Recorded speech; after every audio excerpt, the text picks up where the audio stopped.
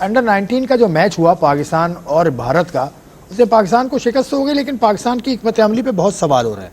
पाकिस्तान ने टॉस जीतकर पहले बॉलिंग का फैसला किया, उस पर कप्तान ये कहते हैं कि हमने बॉलिंग शुरू में अच्छी की थी, 47 रन पे 3 आउट कर दिए थे, उसके बाद बॉलिंग बेवर्ड हुई। फरहान यूसुफ नहीं, आई थिंक मैच कंट्रोल में था आपके। देखिए इस सिनारियो के अंदर या कोई जगह पे DRS लगने का चांस हो, DL लगने का, तो आप चाहते हैं कि मैच कंट्रोल में आपके रहो। कंट्रोल हमेशा आपको होता है जब आप चेज़ करने जाते हैं, आपको एग्जैक्टली पता है कि कितने ओवर्स में क्या टारगेट आपने चीज़ करना है। तो आई थिंक टॉस वाला फैसला तो मेरे ख्याल में ठीक था वो, और इतने रन पे आपने आउट भी कर लिया था कि वो अचीवेबल है। आजकल की क्रिकेट में 34-33 ओवर्स के अंदर 250 करना कोई बड़ी चीज़ नहीं है।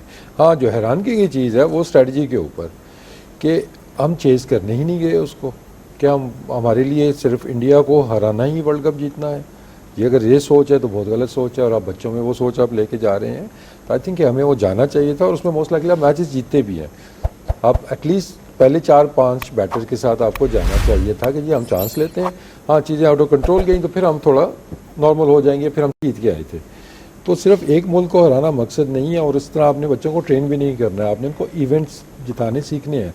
तो आई वाज वेरी सरप्राइज, क्योंकि ये कोचेज़ जो है उनकी ये स्ट्रैटेजी, आई एम श्योर मैं उन कोचेज़ को जानता भी हूँ, मुझे नहीं लगता कि उनकी ये स्ट्रैटेजी होगी।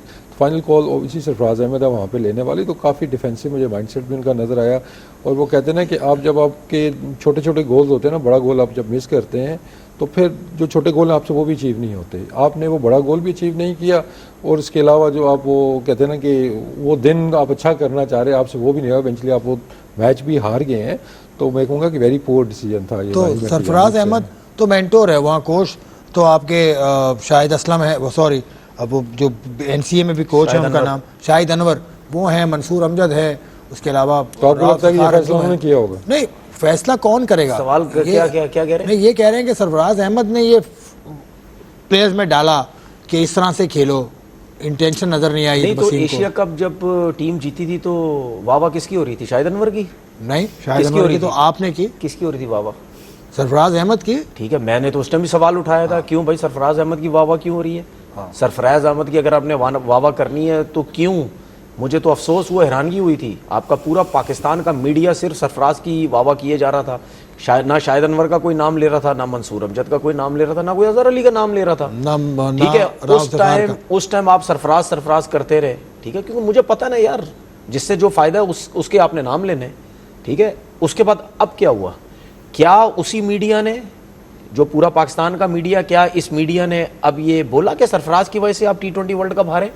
किसी ने जी आपसे नहीं खेला गया, ठीक है, कोचिंग स्टाफ के लोग बोलेंगे, ठीक है, कि हमने तो मैसेज दिया था।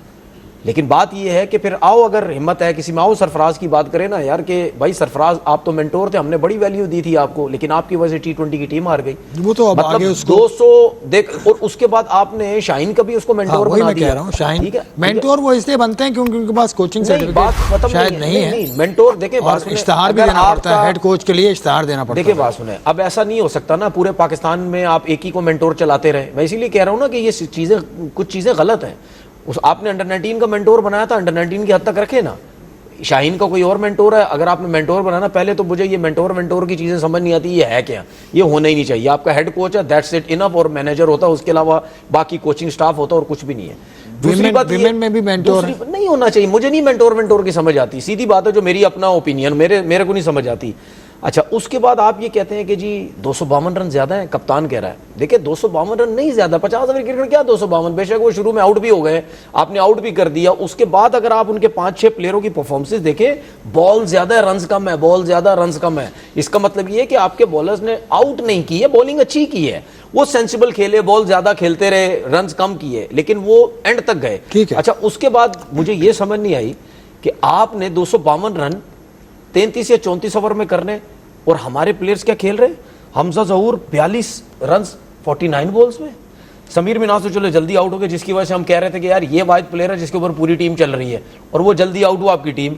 उसके बाद उस्मान खान को देख लें, 66 रन किए 92 बॉल्स पे, फरहान यूसुफ 38 रन 39 बॉल्स पे। मैं इन बच्चों के कसूर की बात नहीं कर रहा, मैं ये कह रहा हूं कि इन बच्चों में इंटेंट नजर क्यों नहीं आया, इनको क्यों नहीं बताया गया, या इनको क्या समझ नहीं थी कि 33। देखें, इंडिया से आप मैच जीतते या हारते, टूर्नामेंट से तो आप बाहर हो गए थे ना। आपकी 52 रन की क्रिकेट थी, सिर्फ 33 ओवर की। ठीक है, ठीक कि है। 33 ओवर खेलने जीते ही आ रहे, वो अब्दुल- अप्रोच ही नजर नहीं आई। अब्दुल गफ्फार तनवीर के मुताबिक और वसीम के मुताबिक सरफराज अहमद को थोड़ा सी प्रोएक्टिव रोल इस मैच में अदा करना चाहिए था। इस आपकी मैच राय से क्या नहीं, है? मैं थोड़ा सा इसमें थोड़ा ऐड कर दूं कि देखिए ये सिचुएशन इसलिए बनी कि आपने ये राउंड के मैचेस खेले थे, ठीक है आप इंग्लैंड से हार गए थे, लेकिन जो बाकी मैचेस थे, क्योंकि रूल्स आपके सामने थे ना कि आपने यही रन रेट लेके आगे जाना और आगे जाके वर्ल्ड कप में 5 मैचेस हुए आखिर इस टूर्नामेंट में और आपने 4 मैचेस जीते, लेकिन जो आपको कॉस्ट किया ना वो ये मैच दोनों आखिरी वाला, उससे पहले जो मैच है उसको मत भूलिएगा, जहाँ न्यूजीलैंड को आपने सिर्फ 110 रन से ऑल आउट किया था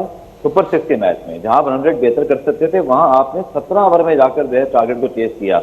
ये टीम मैनेजमेंट को यकीनी तौर पर, मैं सिंगल आउट तो नहीं करूंगा सरफराज को, लेकिन टोटल टीम मैनेजमेंट से सवाल होना चाहिए कि ये जो टीम थी इसका पोटेंशियल इससे कहीं ज्यादा था। ये सीधा सीधा एक टाइटल कंटेंडर में शुमार हो रहे थे, भारत को किस तरह हराया एशिया कप में, एक पूरा इनकी हाइप बनी हुई थी, एंटी क्लाइमेक्स हो गया।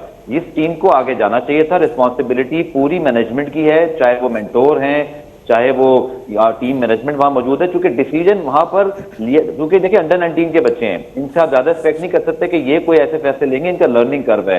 लेकिन न्यूजीलैंड का मैच और इवन इंडिया के मैच में मेरा थोड़ा सा डिफरेंस ओपिनियन है आसिफ के, आपको चूंकि सिचुएशन ऐसी थी कि अगर आप रन करते सुकून से 300, 350, 220 के लगभग आउट करना था, ऐसी सिचुएशन में मुझे ऐसे लगता है कि बैटिंग अंडर 19 लेवल पे जरा मुश्किल हो जाती है, डिमांडिंग हो जाती है, लेकिन बॉलिंग में आप प्रेशर डाल के आउट कर सकते ठीक है, जल्दी। थे। बट आपने जो डिसीजन भी लिया मुझे लगता है वो क्वेश्चनेबल है। आज शायद इससे ज्यादा बेहतर अपनी बैटिंग भरोसा करके बॉलिंग के जरिए प्रेशर डालते हैं, क्योंकि आपकी बैटिंग ने माजरत के साथ कि हमारा कोई खास इतना रहा नहीं है खासा कि हम कोई बैटिंग से जीतने वाली टीम है, हम हमेशा बॉलिंग से जीतते हैं, और यहाँ भी मुझे लगता है ये ऑप्शन आपको देखना चाहिए। गफ्फार उसमें पता क्या है, देखिए कभी कभी मुझे ऐसा लगता है कि जिस तरह शायद मेरी और आपकी ऑफ कैमरा डिस्कस भी एक दफा हुई थी, देखिए अगर पाकिस्तान पौने 300 रन की सोचता है ना, जी हमने टॉस जीता तो हम पहले इतने रन करें, देखिए वो पौने 300 रन के लिए ना आपको प्रॉपर एक प्लान करके क्रिकेट खेलनी पड़ती है। अगर आप बहुत अच्छी क्रिकेट खेलेंगे तब जाके आप करते हैं, फिर उसके बाद आप कहते हैं कि नहीं यार इतने रन हमने कर लिए, अब 80-90 रन से इनसे जीतना है।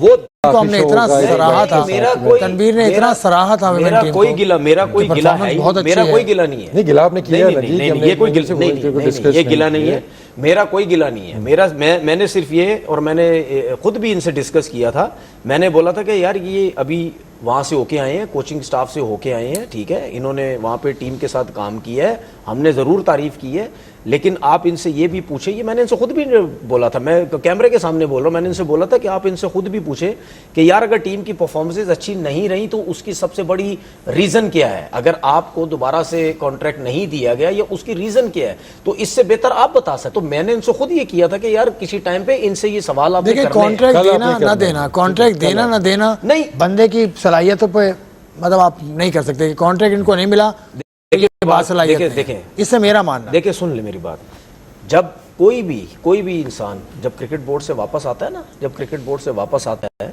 कभी भी टीवी पे बैठता है, कुछ भी होता है, तो हर चाहे कोई भी होस्ट है चाहे कोई भी है, वो उससे सवालात जरूर